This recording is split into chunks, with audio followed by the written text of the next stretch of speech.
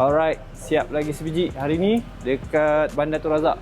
Motor ADV 160 masuk Swiss, tembak-tembak original. Motor ni dah banyak jajan dah. Kita datang memang dah banyak jajan dah. Dia dah pasang box, dah pasang seat, brake lever pun dia dah tukar, side mirror, cover ni, cover master pump ni minyak.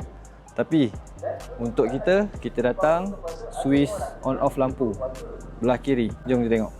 Okey, untuk Swiss kiri original siap pasang, wiring siap pasang. Dia ada 3 step.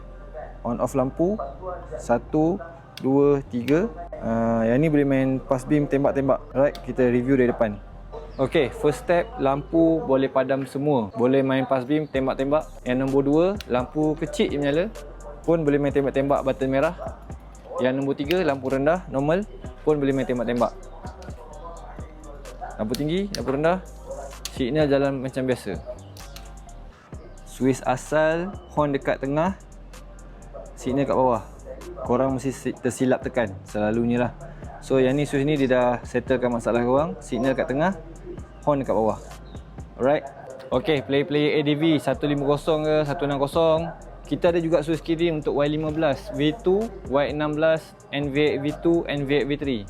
Yang berminat pasang on-site di lokasi anda, boleh roger kedai Angah. Kita boleh datang KL, Selangor, Penang, Johor, Kedah, semualah. Janji masuk booking slot. Assalamualaikum. Bye-bye.